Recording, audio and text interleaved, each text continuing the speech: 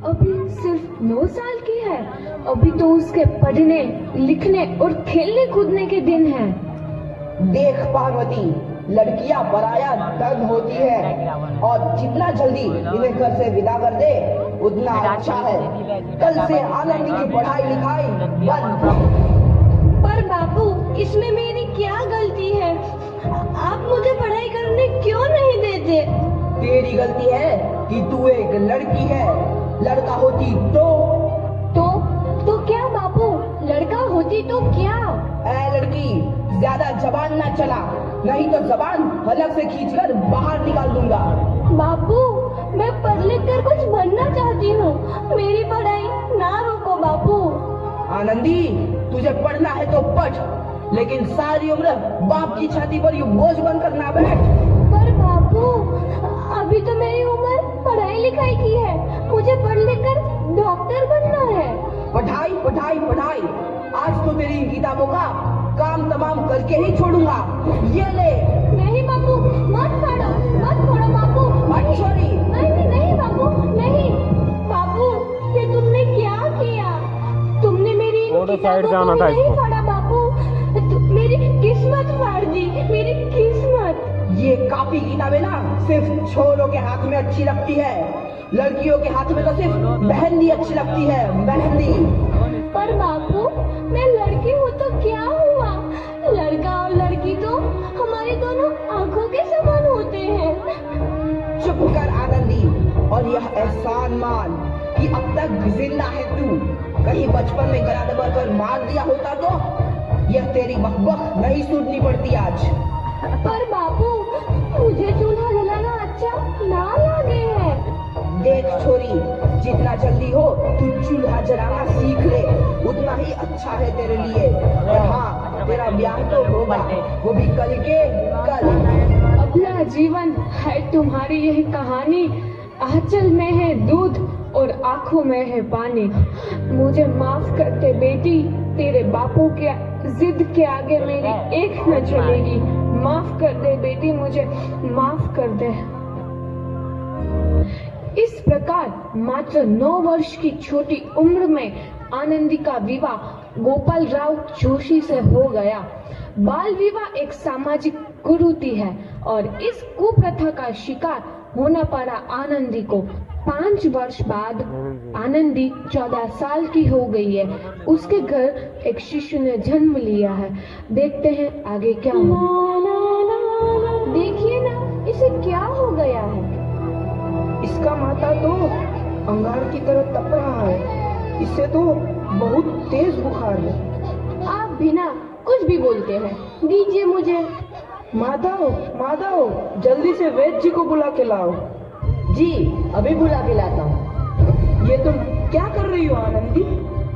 भगवान की विभूति लगा रही हूँ। बस करो आनंदी, ये सब अंधविश्वास है। अरे आप यकीन तो कीजिए, भगवान की कृपा से इसका माथा ठंडा हो रहा है और बुखार भी उतर गया है ना बाबू? देखिए, दीजिए मुझे। उठो बाबू, आंखें खोलो, तुम्हें तुम्हारी माँ बुला रही है। आंखें खोलो, देखिए ना इसे क्या हो गया है। आंखें भी नहीं खोल रहा। आंखें खोलो बेटा। आप चुप क्यों है? आंखें खोलो बेटा, आंखें खोलो। आनंदी, हमारा बेटा कभी आंखें नहीं खोलेगा। नहीं, ऐसा नहीं हो सकता। मेरे बेटे को मुझसे कोई नहीं छीन सकता, कोई नहीं छीन सकता। पागल मत बनो आनंदी। माधव,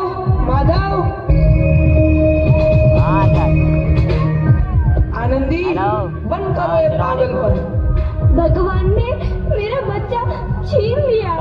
भगवान ने नहीं, तुम्हारी अशिक्षा और अंधविश्वास ने तुम्हारा बच्चा छीना है। अगर तुम पढ़ी लिखी होती तो आज हमारा शिशु जीवित होता। तुम अनपढ़ थी आनंदी, अनपढ़। नहीं, अब मैं अनपढ़ नहीं रहूंगी मैं अनपढ़। मैं पढ़ूंगी ताकि कल किसी और आनंदी को इलाज के अभाव में अपना बच्चा ना खोना पड़े। शाबाश आनंदी, और यही तुम्हारे अपराध के लिए प्रायश्चित भी है।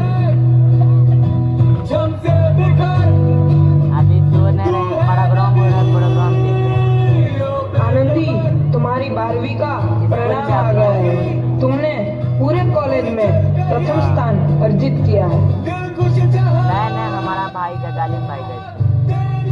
आनंदी, तुम्हारी मेहनत रंग लाई है। तुम्हें शिक्षा वृत्ति मिली है। ये लो तुम्हारे अमेरिका जाने की टिकट। ठीक है। मुझे शिक्षा वृत्ति मिल गई। मैं अमेरिका जा रही हूँ, पर ये सब मैं अकेले कैसे कर पाऊंगी? आनंदी, अपना आप को इतना कमजोर क्यों समझ रही हो? फिर इतना पढ़ने लिखने का क्या फायदा?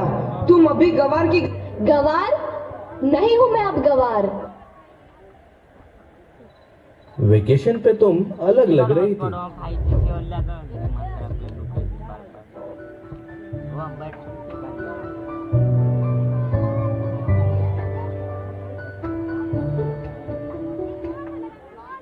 तो इस प्रकार 7 अप्रैल 1883 को आनंदी अमेरिका के पेंसिल्वेनिया के लिए रवाना हुई और 3 साल बाद उन्होंने डॉक्टर ऑफ मेडिसिन की उपाधि प्राप्त कर ली। इधर आनंदी के पिता की तबीयत बहुत खराब है। आगे क्या होता है देखते हैं। लगता है अब मेरे जाने का समय आ चुका है। अब मैं नहीं बचूंगा।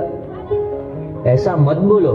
शहर के सिटी हॉस्पिटल में अमेरिका से डिग्री लेकर कोई बड़ा डॉक्टर आया है। एक बार वहाँ चलकर दिखा लेते हैं। हाँ, सही बोला भैया। कम से कम दिल को तसल्ली तो मिल जाएगी। हाँ हाँ, चलो चलो जल्दी हॉस्पिटल चलते हैं।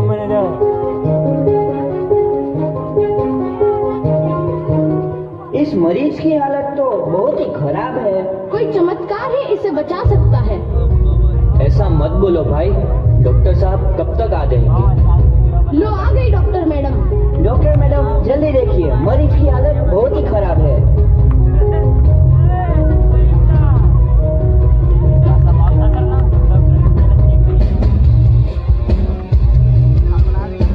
अब आप बिल्कुल ठीक हैं। मौत के मुंह से आपको बचाया है डॉक्टर मैडम ने। डॉक्टर साहब ने मुझे बचा लिया। मुझे मिलना है डॉक्टर साहब से। डॉक्टर साहब नहीं, डॉक्टर मैडम बोलो। डॉक्टर मैडम, उन्होंने ही तुम्हें जीवन दान दिया है। लो आ गई डॉक्टर मैडम, मिल लो उनसे। डॉक्टर मैडम, आपका बहुत बहुत धन्यवाद। आपने मेरी जान बचाई। इसके बदले में मैं गरीब भला आपको क्या दे सकता हूँ?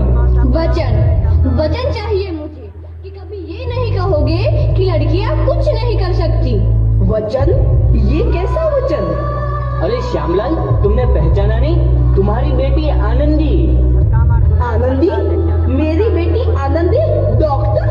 हाँ बापू, वही आनंदी जिसके लिए बचपन में तूने चूल्हा और दुल्हा के अलावा कुछ नहीं सोचा था। आनंदी, आनंदी मेरी बेटी, मुझे माफ कर दे। मैं तेरा गुनहगार हूँ बेटी। नहीं नहीं बापू, वही आनंदी जिसके हाथ पीले करके तुम उसकी सारी जिंदगी काला कर देना चाहते थे। माफ कर दे मुझे मेरी बच्ची, माफ कर दे। मैं तेरा अपराधी हूँ मेरी बच्ची, माफ कर दे। नहीं बापू, मैंने तो तेरा एहसान चुकाया है। याद है ना अपना एहसान जो बचपन में तुमने मुझ पर किया था? ताने सुना सुना कर जीते जी मार डाला था मुझको। अब बोल, और किस किस को मारेगा? आनंदी बेटी, मुझे माफ कर दे मेरी बच्ची। मैं तेरा गुनहगार हूँ। बापू, आपने ही तो बोला था किताबें सिर्फ बेटों के हाथ में अच्छी लगती है, बेटियों के हाथ में तो सिर्फ मेहंदी। बेटों और बेटियों में फर्क करना तो आंखों में फर्क करने समान है।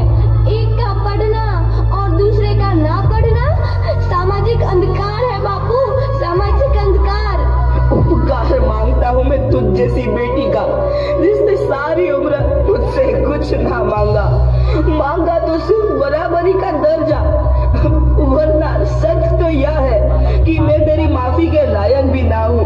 मुझ जैसा बाप तेरी बराबरी कर सके, उसके मैं लायक भी ना हूँ मेरी बेटी, मैं लायक भी ना हूँ। अपने बापू को क्या माफ नहीं करोगी आनंदी? माफ कर दो आनंदी, माफ कर दो। सुबह का भूला यदि शाम को घर लौट आए तो उसे भूला नहीं कहते। बापू।